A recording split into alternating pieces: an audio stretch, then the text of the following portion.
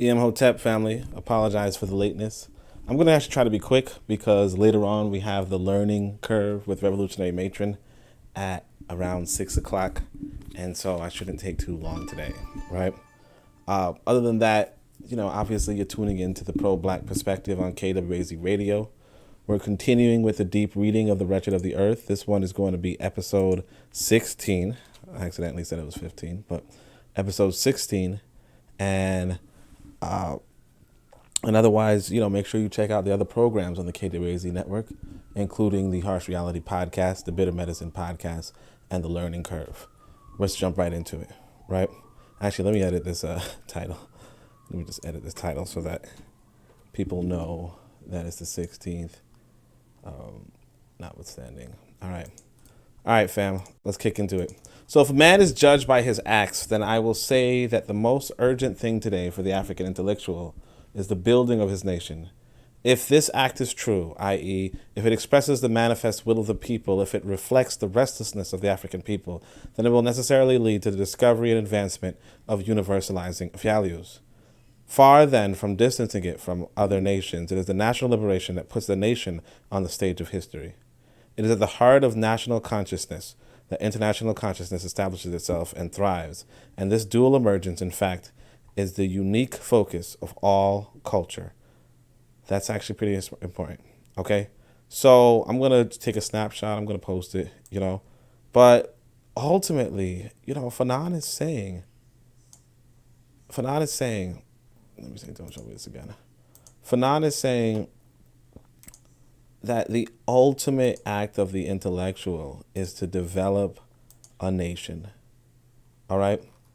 I see Machiavelli's in the chat. Peace, Machiavelli.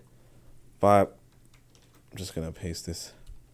But yeah, the ultimate goal of an intellectual is to develop a nation. And everything short of that is short of the ultimate goal. All right. The most urgent thing to do is to develop a nation. That's powerful.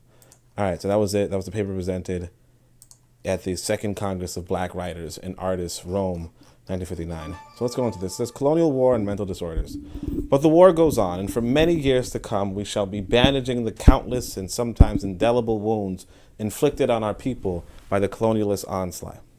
Imperialism, which today is waging war against a genuine struggle for human liberation, sows seeds of decay here and there that must be mercilessly rooted out from our land and from our minds. We shall deal here with the problem of mental disorders born out of the national war of liberation waged by the Algerian people. Perhaps the reader will find these notes on psychiatry out of place or untimely in a book like this. There is absolutely nothing we can do about that. We had no control over the fact that the psychiatric phenomena, the mental and behavioral disorders emerging from this war, have loomed so large among the perpetrators of pacification and the pacified population. The truth is that colonization in its very essence already appeared to be a great purveyor of psychiatric hospitals. Since 1954, we have drawn the attention of French and international psychiatrists in scientific works to the difficulty of curing a colonized subject correctly. In other words, making him thoroughly fit into a social environment of the colonial type. So let's just try to pay attention to this. Countless. Today is we're against a genuine struggle for human liberation. So seeds of decay here and there. Yeah. So basically, after the Algerian War, during the Algerian War, black people were developing mental disorders. Well, not just black people, but the colonized people were developing mental disorders that could not be cured, right? Because what is a mental disorder but a rejection of the social order that is being forced upon a people? Now, obviously, some mental disorders are worse than others, but we have to realize what colonialism is. It is the taking of individuals from one economic system and putting them under another, right? And usually, when you're a colonized individual, you're put into this economic order to be on the bottom caste, to be abused, to be neglected, to be hurt. And what does that do for a human being who, for all intents and purposes, doesn't, possibly will not want to live like that? So because it is a systemized negation of the other, a frenzied determination to deny the other any attribute of humanity, colonialism forces the colonized to constantly ask the question, who am I in reality? Colonized people are confused about their identities. The defensive positions born of this violent confrontation between the colonized and the colonial constitute a structure which then reveals the colonized personality. In order to understand this sensibility, we need only to study and appreciate the scope and depth of the wounds inflicted on the colonized during a single day under a colonial regime. We must remember in any case that a colonized people is not just a dominated people. Under the German occupation, the French remained human beings. Under the French occupation, the Germans remained human beings. In Algeria, there is not simply domination, but the decision, literally, to occupy nothing else but a territory. The Algerians, the women dressed in hikes, the palm groves, and the camels from a landscape, the natural backdrop for the French presence. Pretty interesting. Hold on a second. So, that's actually pretty interesting. Okay, yeah, that's actually pretty interesting. So, he's differentiating between occupation and colonization. No, sorry, occupation and domination, right? Or domination and colonization. And what he's saying is that when you dominate another people, you're controlling them, you're over them, sure, but you still say, hey, they're human beings. But when you colonize another people, you're making them the landscape. You understand? They are just the backdrop to your presence there. And, the thing that we don't really seem to get is that that's exactly what economic clashes are. That's exactly what economic clashes are. But he puts it here pretty brilliantly. So I'm going to give him props for that. So I just want to repeat this right here. Defensive positions born of this violent confrontation between the colonized and the colonial constitute a structure which then reveals the colonized personality. In order to understand this sensibility, we need only to study and appreciate the scope and depth of the wounds inflicted on the colonized during a single day under a colonial regime. We must remember in any case that a colonized people is not just a dominated people. Under the German occupation, the French remained human beings. Under the French occupation, the Germans remained human beings. In Algeria, this is not simply domination, but a decision, literally, to occupy nothing else but a territory. The Algerians, the women dressed in hike, so on and so forth. This is pretty good. All right, this is pretty good. I'm gonna do my normal screenshot it, and act like oh damn, that thing. Well, you don't yeah, all right. Screenshot it.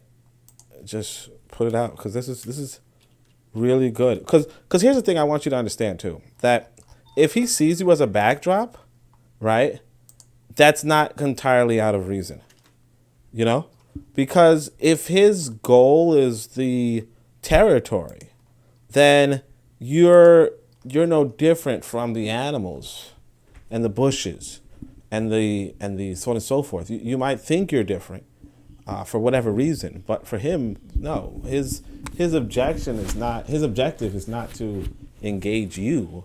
His objective is to engage the land that you think is yours, right? A hostile, ungovernable, and fundamentally rebellious nature is in fact synonymous in the colonies with the bush, the mosquitoes, the natives, and disease. Colonization has succeeded once this untamed nature has been brought under control, cutting railroads to the bush, draining swamps, and ignoring the political and economic existence of the native population are in fact one and the same thing. When colonization remains unchallenged by armed resistance, when the sum of harmful stimulants exceeds a certain threshold, the colonized defense collapse, and many of them end up in psychiatric institutions. In the calm of this period of triumphant colonization, a constant and considerable stream of mental symptoms are direct sequels of the oppression. Today, the all-out national war of liberation waged by the Algerian people for 7 years has become a breeding ground for mental disorders. We include here cases of Algerian and French patients under our care which we think particularly meaningful. We need hardly add that our approach here is not that of scientific work. We have avoided any semiological, nosological, or therapeutic discussion. The few technical terms used here are solely meant as points of reference. We must, however, insist on 2 points. As a general rule, clinical psychiatry classifies the various disorders presented by our patients under the heading psychotic reaction. In doing so, priority is given to the situation that triggered the disorder. Although here and there mention is made of the role played by the subject's psychological, affective, and biological history and that of his milieu, we believe that in the cases presented here, the triggering factor is principally the bloody, pitiless atmosphere, a generalization of inhuman practices, of people's lasting impression that they are witnessing a veritable apocalypse. Case number 2 of Series A is a typical psychotic reaction, but case numbers 1, 2, 4, and 5 of Series B suppose a more vaguer, vaguer casualty. Although we cannot really point to a particular triggering situation, here it is the colonial war, that very often takes on the aspects of a genuine genocide. This war which radically disrupts and shatters the world, which is in fact the triggering situation.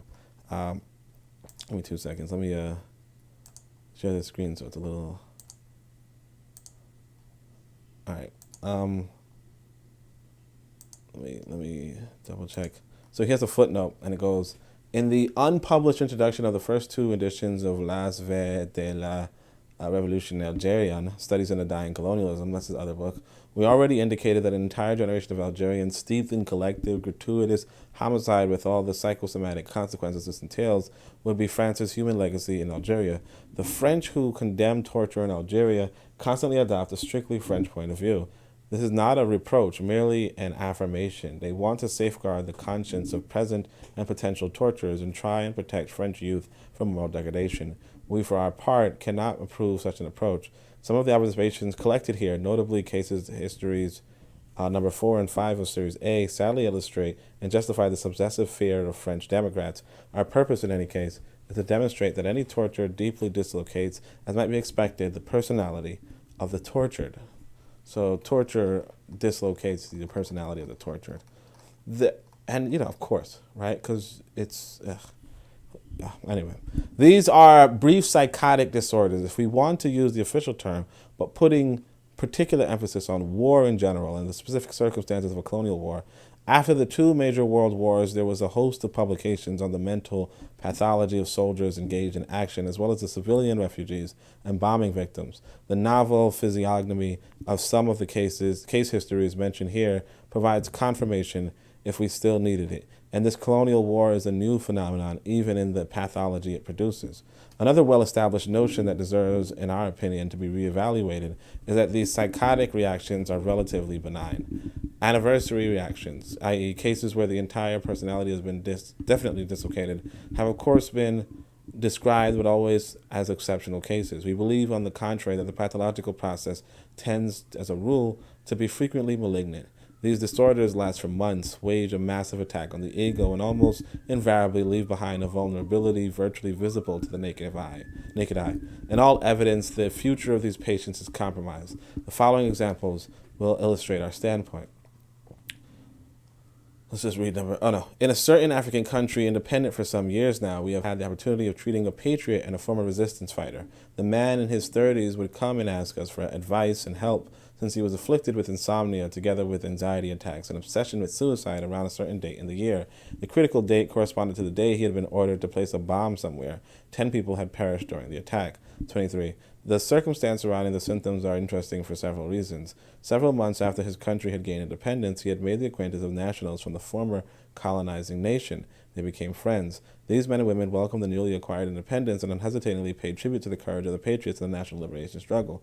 The militant was then overcome by a kind of vertigo. He actually asked himself whether among the victims of his bomb there might have been individuals similar to his new acquaintances.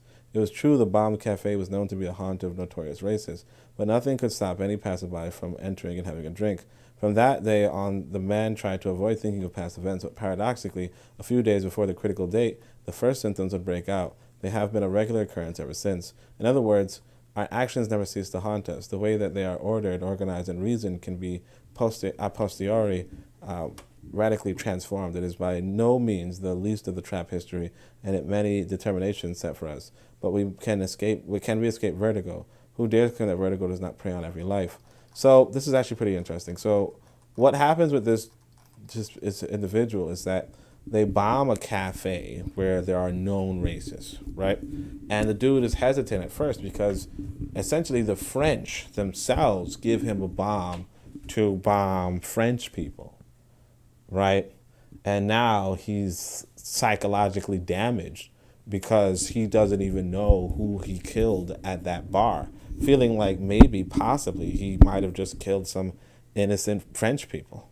You know, now what is an innocent French person? That's the question. But you know, it still can weigh on a human being who looks at other entities as human beings. Uh, it could weigh on you. So the militant who never for a moment had thought of recanting fully realized the price he had to pay in his person for national independence. Such borderline cases pose the question of responsibility in the context of the revolution. The observation quoted here covered the period 1954 to 1959. Certain patients were examined in Algeria either in hospitals or private practices. The others were treated in the National Liberation Army's medical facilities. So Series A. 5 cases have been collected here, all involving Algerians or Europeans who have clearly defined symptoms of severe reactive disorders. So case number 1, impotence in an Algerian following the rape of his wife. B is a 26-year-old man. He had been referred to us by the medical services of the National Liberation Front for persistent migraines and insomnia. A former taxi driver, he had been a militant in the Nationalist Party since the age of 18. In 1955, he became a member of an FLN unit. On several occasions, he used his taxi to carry propaganda leaflets and political leaders. Confronted with a widening crackdown, the FLN decided to wage war in the urban centers. B was then assigned to driving commandos close to the point of attack and fairly often having to wait for them. One day, however, right in the middle of the European sector, following a fairly extensive commando raid, the sector was sealed off, forcing him to abandon his taxi and compelling the commando unit to break up and disperse. B, who managed to escape the enemy surveillance, took refuge at a friend's house and a few days later, on orders from his superiors, went underground to join the nearest resistance unit without ever going home. For several months, he went without news of his wife and his 20-month-old daughter. He did learn, however, that the police had been looking for him for weeks in the city. After 2 years in the resistance movement, he received a message from his wife asking him to forget her. She had brought shame on herself. He must no longer think of coming back to live with her. Extremely worried, he requested permission from his commander to make a secret trip back home. It was refused. However, steps were taken for a member of the FLN to contact B's wife and parents. 2 weeks later, a detailed report reached the commander of B's unit. Soon after his abandoned taxi had been discovered with 2 machine gun magazines inside, a group of French soldiers and policemen had gone to his home. Finding him absent, they took away his wife and kept her for over a week. She was interrogated about the company her husband kept and slapped fairly violently for 2 days. On the 3rd day, a French soldier, she was unable to say whether he was an officer, ordered the others out and raped her.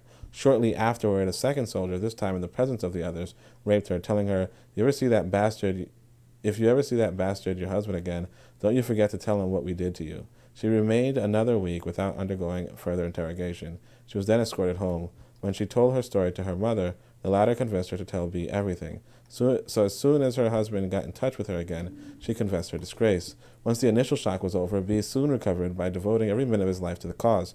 For several months, so this is what happened. I mean, just your understanding. The French get this man's wife because he was, a taxi driver for the Revolutionary Army. So they get his wife, they interrogate her, they beat her up, and then they rape her.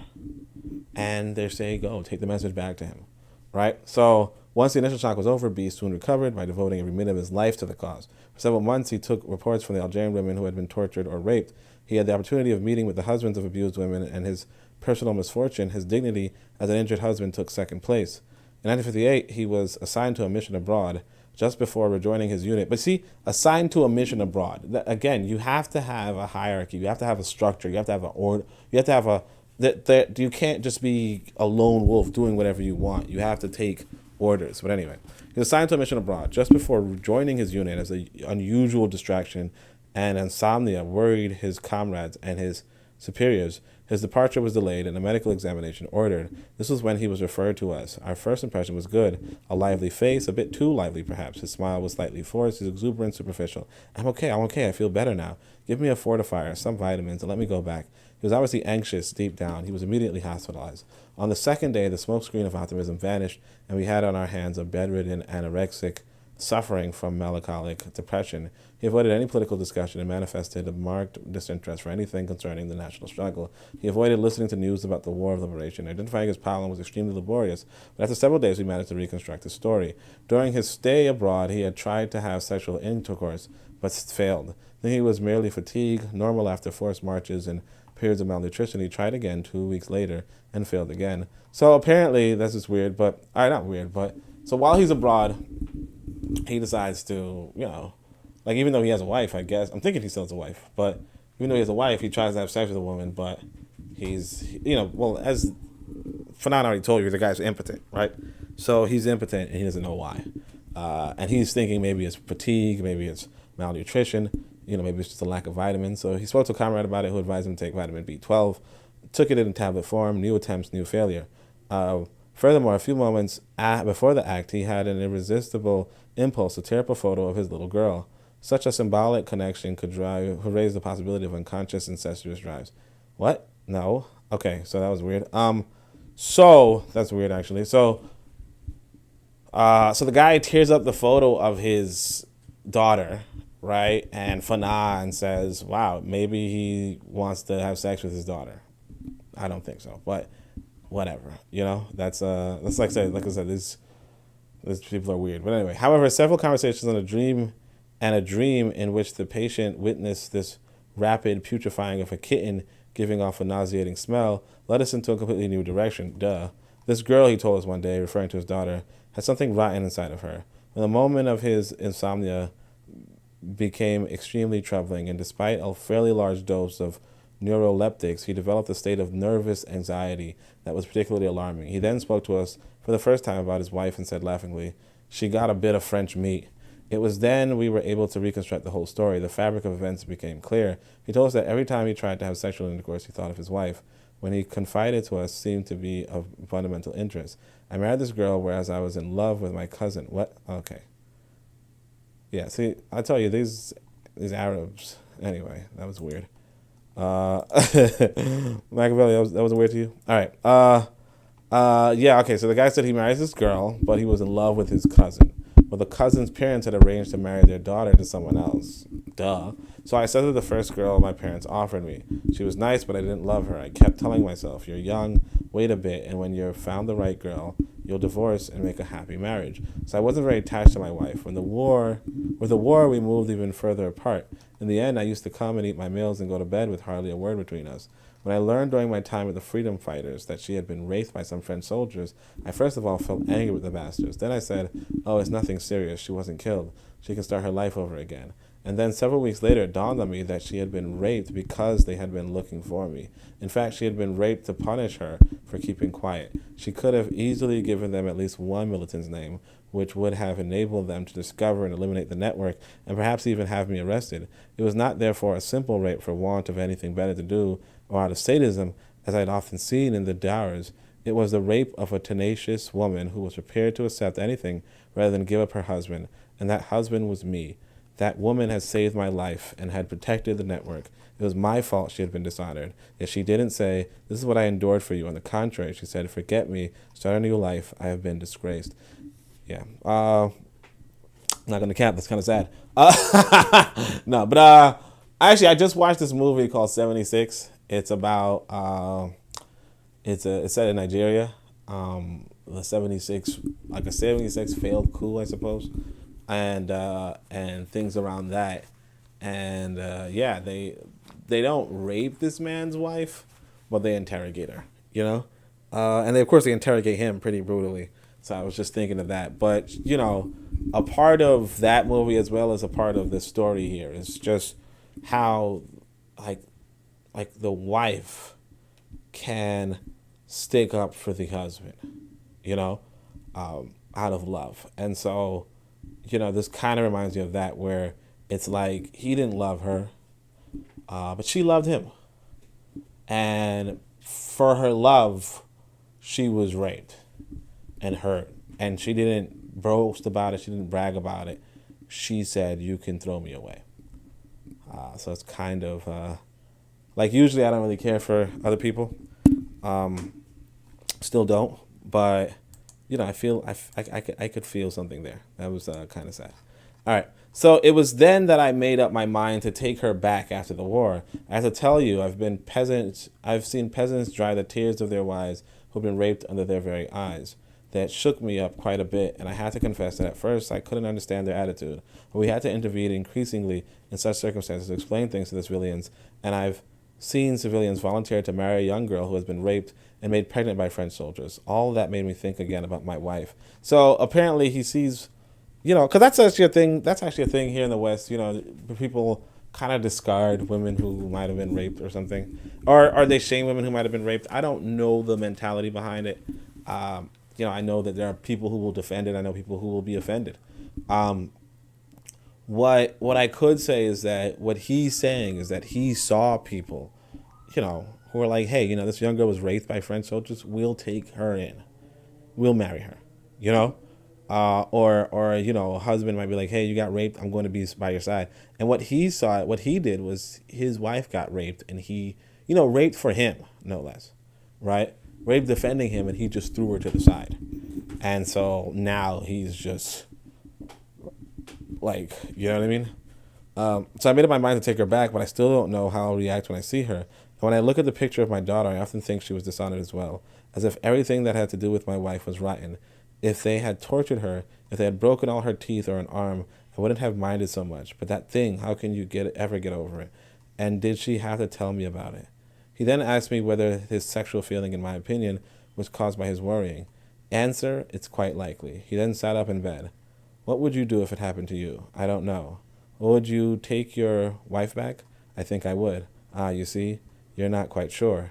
He put his head in his hands, and after a few moments left the room. So Fanon was like, so he asked Fanon whether he would take his wife back after she's raped, and he was like, I think I would, right? And so the guy says, yeah, so you're not quite sure, are you? Anyway, but probably trying to find some sort of justification for what is effectively like, extreme. But it is like, again, it's complicated. It's really complicated. She loved him, but if he didn't love her, it is like, that's the complication, right? He put his head in his hands and after a few moments left the room. From that day on, he gradually accepted to listen to political discussions while his migraines and anorexia lessened considerably. After 2 weeks, he rejoined his unit, telling me on independence, I'll take my wife back. If it doesn't work out, I'll come and see you again in Algiers. Right? So this is 190. Page, in case number 2. So random homicidal impulses and a survivor of a massacre. So actually, I like this one. I like that one in the sense that, the guy eventually says he was going to take his wife back in the case of independence. Or maybe he did. Who knows? That's a good-ass story, But that's a real-life story, too. But anyway, let's go to this one. S, 37 years old, a fella, lives in a dar. I wonder if fella is a black person. I'm going to look that up. A fella might just be a black person. The motivation of...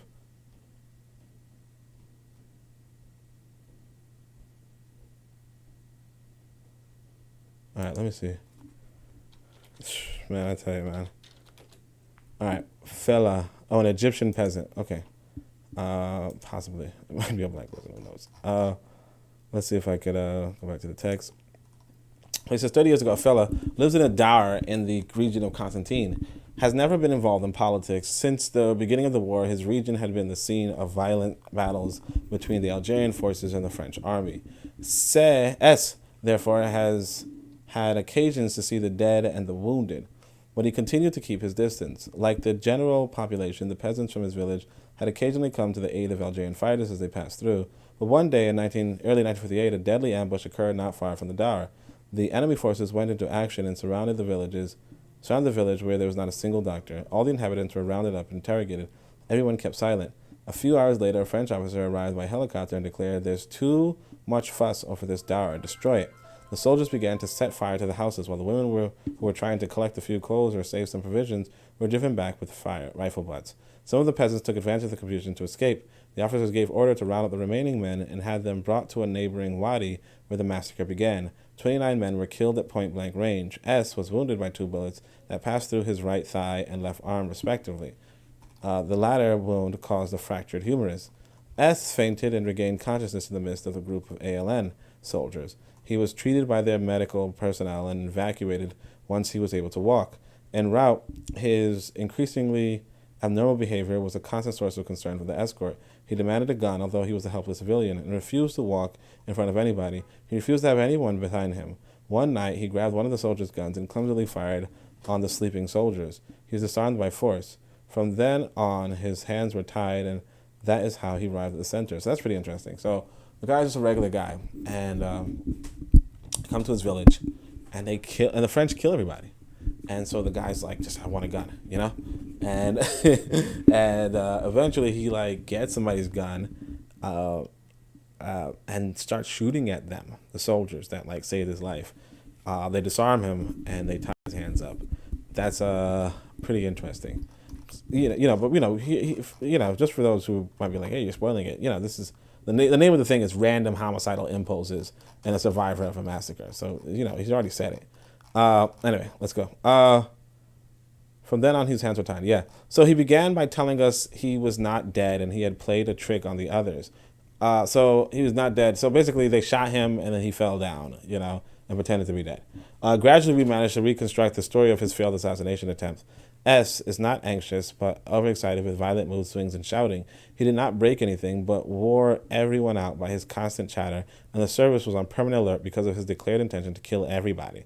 During his hospitalization, he would attack roughly 8 patients with makeshift weapons. The nurses and doctors were not spared either. We even wondered whether we were not facing one of those latent forms of epilepsy characterized by a general aggressiveness that was almost constantly on edge. We started narcotherapy. After the 3rd day, a daily cross-examination allowed us to better understand the dynamics of the pathological process. His intellectual confusion gradually cleared up. The following are extracts from the patient's statements. God is with me, but he can't have been with those who died. I was damn lucky. In life, it's kill or be killed. When I think I knew nothing about all the business, there are some French among us. They're disguised as Arabs. They all got to be killed. Give me a machine gun. All those so-called Algerians are French, and they won't leave me alone. As soon as I try to get some sleep, they come into my room. But now I know what they're up to. Everyone wants to kill me, but I'll fight back. I'll kill them all, every one of them. I'll slit their throats, one after the other, and yours as well. You all want to take me out, but you'll have to think of other ways. Killing you won't affect me in the slightest. The little ones,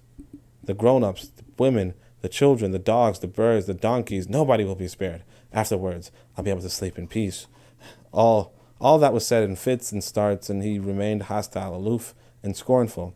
After 3 weeks, his agitated state disappeared, but there was a disinclination to communicate and a tendency to keep to himself, which made us fear the worst. However, after a month, he asked to leave so that he could learn a trade compatible with his disability. He was then entrusted to the care of FNL's social service. Saw him again 6 months later, doing well. So the guy goes through this traumatizing process, right? This traumatizing experience where he witnesses the people around him being killed, and then he's kind of fearful of the French and has this paranoia develop where he believes the Algerians treating him are French, That was actually pretty good. This podcast was remarkably short. Oh wait, shoot! I didn't even know there were comments. My man, I'm so tired. He says greetings. So Kofi said greetings. So greetings, Kofi. Mchaka says TF. He got aroused from that. I don't remember where that was from. But he says, yeah, she a writer. Yeah, she was a writer. But damn, that's horrible. What happened to her? Yeah, I think he's talking about the woman being raped. She was a writer. But all right, family, that was the podcast. I'm surprised it actually went. Dang, this was like quick. But that was just like 2 clinical studies, more or less. Mental disorder being developed from this kind of war, and it's one thing to realize that this is something that's normal in this colonial world. Like the French, like I said about the dehumanization, the French come over and rape this woman, and then that rape has an impact on everything. It has impact on the psychology of other people. And you notice that they're raping many people and they go along with it. Like they're fighting, like they're trying to get this sort of authority out of their country. And what's interesting is that if you don't do that, if you don't get this authority out of this country, you're going to remain vulnerable. The other example of the genocidal guy, they were just killed because their village was like close, like because their village occasionally helped Algerians, but it was just, humanity, you extend too much humanity, and then like basically you can't be neutral, like that's actually a common theme, to be honest, where you're neutral in a war, but you're helping one side, and because you're helping one side, you become the enemy of the other side, you know. Sometimes it's like, and actually that happens to black folk in America sometimes, like two white people fighting, and then they intervene, and then they get in trouble. Uh, but anyway, bit of medicine here, piece bit of medicine. He says the dehumanization was serious. Yep, that's what it was, definitely. And Chaka 97 says, so do we focus on mental health physicals before we select soldiers and generals? Well, again, like it seems like they were all mentally healthy. Well, like, but what Fanon is talking about is that they had psychotic, like they had episodes, not episodes. They had a breakthrough. What does he call it? He calls it something earlier in the chapter. Like there are events that happen, uh, that cause this stuff. It's not like they had not that they had mental disorders before. There's psychotic reactions, So it's like again, like the second guy wasn't a soldier. Actually, I don't think any of them were soldiers, to be honest. The first guy was a taxi driver, He was just a taxi driver, and because he was driving commandos to and from the battle, the French attacked him. You know what I mean? The French wanted to arrest him. The French wanted to question him. The French wanted to, because he has intel, like where do these people, stay? Where, the French are at a war and they're trying to get as much information as possible. The other guy wasn't even a soldier. He was just a regular villager. He was just in a town, and they just, like let's say Algerian soldiers are walking by, they just might offer them water, or they might just like offer to trade with them. Hey, do you have rice? Do you have anything that we can use? Yeah, we could use that. And the French just came and massacred them. You know what I mean? So it's not like they were a part of the Liberation Army. It's just that the French attacked them, and then they have this psychotic, like they have this reaction to it. This guy, he wasn't genocidal before, but he wasn't homicidal before, or wasn't paranoid before. But when your whole village is murdered right before your eyes, and you're attemptedly murdered, notwithstanding, and only by pretending to be dead do you survive. It's like if you know about that, like this, I think it was some Dutch guy who went into some mosque and just shot up everybody and kept the camera rolling, the first person camera rolling. But when you shoot up a bunch of people, like sometimes you don't walk over them and double check if they're dead. So the best thing that they can do is pretend to be dead until the guy leaves. And that's what he did. He pretended to be dead, and then finally woke up to, the Algerians, but he still felt like, no, something's not right, because it was his whole world. It's one thing about the village life, is that that's your whole world. You know what I mean? Like in the city, like for instance, for me in the city, like you could kill 50 people. And there's still like millions of people around me. You know what I mean? There's still like, hundreds of thousands of people around me. You wouldn't notice. But in a village, it's like that's everything. That's everything that you've ever known, and everything is lost. So the French just destroy everything in an instant. And yeah, so it's not so much that you would that these are not psychologically ready people as much as, yeah, you have traumatic experiences, like you said, like hugely traumatic experiences. Just imagine, like it's just like if somebody loses their entire family, just because of French, right? Now, how do you feel about the French, and where are they? Like he's confusing the Algerians for the French now, because he's just like, they're coming for me. They killed off all my people. Like, what does this mean to me? Kofi says it's a cold world and black people have to adjust to it. Yeah. The only thing I'll say is that this is not this guy doesn't seem like it doesn't seem like these people are black, the Algerians. But yeah, definitely black people have to adjust. Like we could learn from that as well. But yeah, definitely. And then of course Bit of Medicine says we have to match it at least, And that's what it's like at the end of the day, you have to you have to say to yourself, you know, like, do you want this to be? Do you want the French to have that kind of access to you? Because right now, I'm telling you, America, like the white American has that kind of access to the black American household. Like he can walk up and like take anybody he wants. You know, he can walk up and take anybody he wants, and he does it regularly. So, you know, he calls it arresting us. He calls it imprisoning us, but he does it regularly. Like the only question is how long do you want that to happen? Because that's what they did to his wife. They just walked into her home, took her out, and then like beat her and raped her. You know, and the thing is this too. Like if the white man don't want to rape you himself, if he puts you in prison, he could put you in a prison cell with some dude and be like, rape that guy. And that probably happens quite a bit. In fact, there's this. I don't want to spoil it, but yeah, there's this nice little show. I recommend you guys go and watch it, to be honest. But there's this series. It was on like BBC Prime or something like that. Let me see if I can find the title of it. But you know, go watch it. It's a pretty nice pro-black British kind of thing. You know, like it was kind of half in England, half in America. You know, some dude was on death row for something and yada yada. It's a really good show. I'm gonna see if I can get the title quickly. I just gotta look through. Let's see. Oh, Undercover. It's called Undercover. Check it out. It's a really good series. But one of the things you got to realize is that, yeah, the police, if they want to, they can just put somebody in the cell with you. I think that's what they did to Steve Biko, in fact. Like, they just put some random, like, white racist in a cell with you. And maybe you're handcuffed. And then the two of you got to fight it out. And in fact, like, yeah, I mean, like, that's it's a common thing.